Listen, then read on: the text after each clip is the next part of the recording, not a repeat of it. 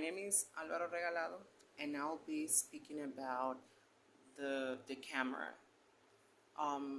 by Giovanni Boccaccio, which was the assignment. So in this case, I will select one of the stories, the short stories, to speak a little bit about them.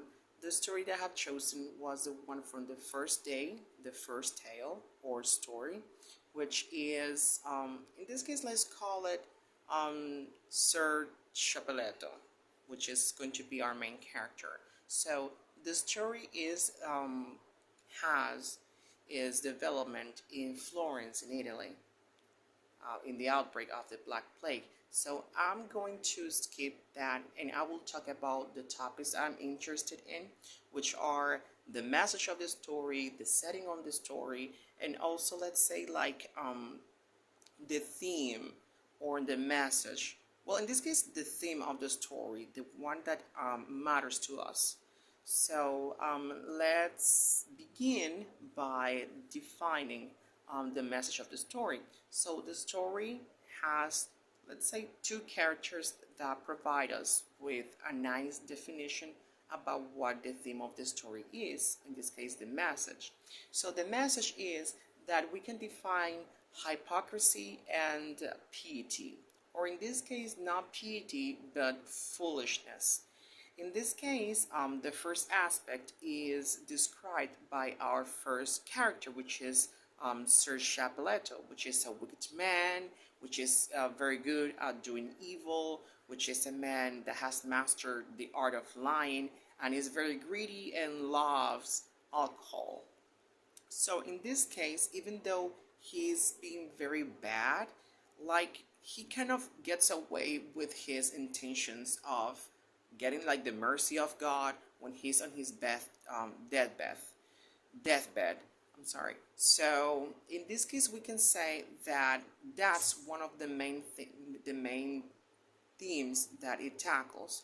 Another thing that I would like to accentuate in this case is like how piety or foolishness from a holy man, which was the friar, um, intervenes in telling us that how fool is he or how smart is him for kind of like convince us that he swept away his sins, or in this case he was atoning the sins of a wicked man.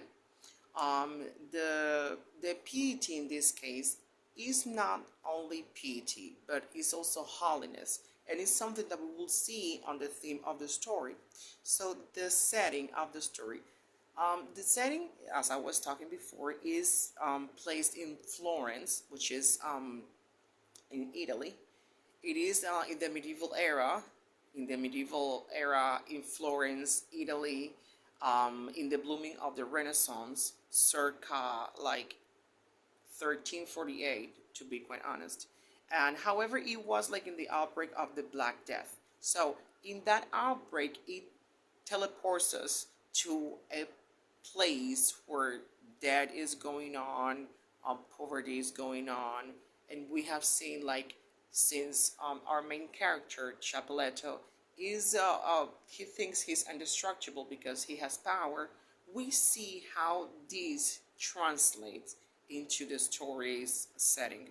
Also, we need to transport ourselves using our imagination to Burgundy, which is in France, and there is where the things, like let's say like the plot twist comes to us when he gets sick, etc.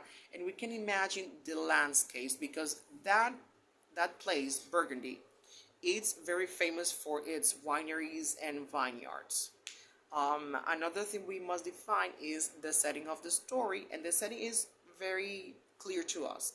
Most of these stories are, let's say, I would say all of those stories, even though I haven't read them, come from this place of discomfort that many people were like trying to create a satire of, especially the church and religious themes. So in the theme, we can say that the first story is like a combination of different aspects. In this case, weakness and holiness. So because our main character, Mr. Chapelletto, was a very wicked man, and the holiness of the priest that was trying to atone in Mr. Chapeleto's sins. Then we have greed and kindness reflected in our characters, and also piety and foolishness, kind of like creating a satire of the Catholic Church. So this was my point of view, sort of the main story.